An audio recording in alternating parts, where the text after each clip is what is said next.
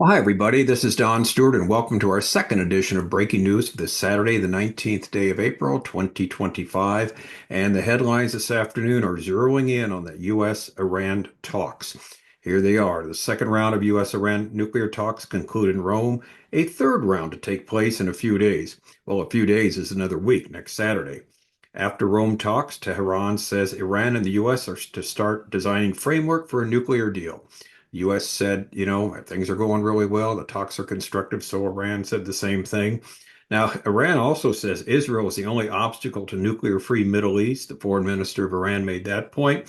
And finally, Netanyahu, he did address the nation tonight from Israel, and he said, "We will return hostages without surrendering to Hamas," as he addresses the country. People are telling him, no matter what, just get the hostages released if you have to surrender or get out of Gaza.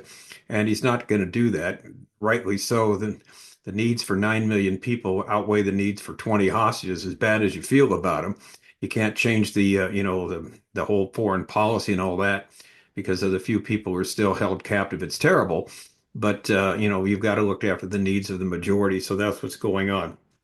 Also, too, we had that story earlier today, if you recall, that Iran had given a three-part written deal to Witkoff, and Witkoff gladly received it about a constructive plan for a deal between Iran and the United States. So I asked our friend Nader about it. Now, Nader, for those of you who are new to the program, is a friend of mine. He is Iranian. He has quite the testimony. His dad was actually the treasurer for the Shah of Iran. And talk about rich. I've never heard this before. He said, I grew up this spoiled rich kid in Iran. Eventually had to run for his life when the Shah was deposed. But he said he lived in a five-story house. I've never heard that for a family. But anyway, came over to America as he rejected Islam, became an atheist, and someone shared the gospel to him. And now he's the most on fire Bible believing Christian you ever want to meet. So I asked him, what do you think of these talks? And here's what he told me. He said, Iran is in a major panic mode. They have empty, capital letters, promises from China in regards to their nuclear program. And then in all caps, this is very unstable for the region. All these so-called talks, uppercase again, are just buying time. And that's exactly what we've been saying, buying time. And here we go again. Headline number one, second round of U.S.-Iran nuclear talks conclude in Rome. Third round to take place in a few days. It's a Reuters story. While you read the article, a few days is a week from today. Washington wants Iran to halt production of highly enriched uranium, which it believes is aimed at building an atomic bomb. Of course it is. Everybody knows that. Iran and the United States concluded their second round of nuclear talks in Rome on Saturday, with the third round of talks to take place next Saturday back in Oman, according to Iranian state TV, stating that the atmosphere of the second round of talks was constructive. A U.S. official told the Jerusalem Post that the talks lasted over 4 hours. We made very good progress on our direct and indirect discussions, the official said. We agreed to meet again next week and are grateful to our Omani partners for facilitating these talks and to our Italian partners for hosting us today. Of course, Iran and the United States are in the midst of these talks to resolve their decades-long standoff over Tehran's atomic aims under the shadow of President Donald Trump's threat to unleash military action if diplomacy fails. And my only comment is, once a week meetings, what could possibly go wrong? Anyway, headline number two, after the Rome talks, Tehran says U.S. and says Iran and the U.S. are to start designing a framework for a nuclear deal. Now, this is something we've heard for the first time. Third round of negotiations, as the previous article said, to be held in Oman next week. The Iranian foreign minister said he and Trump's envoy Witkoff managed to reach a better understanding on a series of principles and goals. A second round of negotiations between the two is of their rapidly advancing nuclear program ended Saturday after several hours of talks. No immediate U.S. readout of how the talks went at the Omani embassy in Rome's Kamialukia, I guess that's, I can't say it right, neighborhood. A convoy carrying U.S. envoy Steve Witkoff left as Iranian state television announced the talks' conclusion, with Foreign Minister Abbas Araghchi leaving a few minutes later. He later told Iranian state television that talks were moving forward after a positive meeting. It was a good meeting, and I can say that negotiations are moving forward, this time to reach a better understanding on a series of principles and goals. And again, the next round would be held next weekend, he said, back in Oman. It was agreed that negotiation will continue moving to the next phase, in which expert level meetings will begin on Wednesday in Oman. The experts will have the opportunity to start designing a framework for an agreement. Okay. Oman's foreign ministry confirmed the upcoming talks in Oman's capital, saying in a statement that they aim to seal a fair, enduring, and binding deal that will ensure Iran completely free of nuclear weapons and sanctions and maintaining the ability to develop peaceful nuclear energy. Now, this is one of the biggest laughable statements of all time. Um, Iran completely free of nuclear weapons. Their whole uh, reason for existence is to develop nuclear weapons to destroy Israel, destroy the United States. But notice in the same breath, they talk about weapons sanctions, so Iran will get their money they need because they're hurting terribly, terribly financially.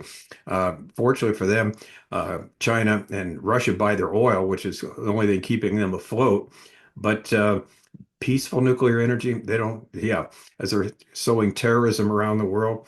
And again, and it says this, the Americans, now this is really interesting, have not raised any issues unrelated to the nuclear topic so far, Agachi said to the Tasman news agency. Nothing except the nuclear topic. In other words, there's no question to Iran about the terrorism they sponsor around the world. There's nothing about their missile program, which again is going to bring, a conduit for their nuclear missile, the nuclear tipped missile, which will eventually be able to hit Israel, then Europe actually too. They will go that distance, and then the United States, but not talking about that at all. Why, when you have a country like Iran on the mat again, you let them up and then you give them what they need? Because like friend Nodder says, they're really hurting right now. They're in panic mode because they're financially strapped, and that's why they want to do a deal. And they won't keep their part of the bargain. They never do. But again, the fools that will negotiate with them will never seem to learn. So anyway, they keep talking about constructive talks, this and that. The talks are gaining momentum, and now even the unlikeliest possible, said Omani Foreign Minister Badr al-Busaidi. And Oman, of course, is a good friend of Iran, so they're not really an honest broker in all this. A U.S. official confirmed the talks ended, speaking on condition anonymity to discuss the closed-door negotiations. So anyway, that's for that. Now, one thing we did learn from him, Arachi did say that Israel is the only obstacle to nuclear-free Middle East. He's with this new round of negotiations. Israel is the only obstacle to a nuclear-free Middle East and called on Europe and the international community to take a responsible stand as this new round of negotiations is taking off. Now, what's interesting about this, Israel is a nuclear power. We know that. It's one of the worst kept secrets ever. There's a place out in the desert near Beersheba called Dimona. When you drive around it on the tour, you go from Beersheba. Beersheba is real further south. And then when you start moving back towards Jerusalem from there, you pass Dimona. And if you want to talk about security, you've got these big, tall fences, barbed wire fences. You've got signs in Arabic, Hebrew, and English. Don't even think about it, or we'll kill you. If you try and scale the fence. They had it like a blimp up in the air that's there, I guess, 24/7, scouring everything. And they have a number of nuclear weapons there. We don't know how many. Depends. They've never used them, obviously, but they do have the weapons there in Dimona. And so this is what Iran's talking about. How come they get them and we don't? Well, they've had them for years, but they don't use them. They haven't used them against any of their enemies. Don't know if they ever will, but the point is they have them there, and that's a threat they've got. But Israel has never, done the same thing as Iran, threatened to destroy the rest of the world or a great part of it like Iran does. And so what's really interesting here with that about Israel having their nuclear bombs, nuclear weapons, and Iran doesn't, working on it, why would Israel allow to be a nuclear power, not us? Why not make it an even playing field and have them destroy their nuclear weapons? Now I've never seen that been suggested publicly in a sense where, like the Western nations or United States will argue for something like that. But it is interesting. There's something like eight nuclear powers in the world. And, US, of course, France, Germany, also two of the ones that you wouldn't think are India and Pakistan are. amongst, I'm forgetting somebody here, but anyway, there's a few nations, only a few that have nuclear weapons and that could use them. And so Israel is one of them also. We put them on the list. So it's interesting he brings this up because Israel is, like we said, is not happy with, to say the least, and that's the understatement of the year. Because when Iran is on the ropes, it just when it just looked like they would be able to attack them and just really throw their nuclear program back maybe decades, not destroy it forever, because they've got the technology, they know what they're doing, but it just takes, and they've got money still, although now they don't have it as much to purchase them from either North Korea or someplace else. The bottom line is the problem with all this is they're still got the same goal because they believe in it. They're supernaturally called to do this. And so we'll see what happens with Israel being, in the crosshairs as always.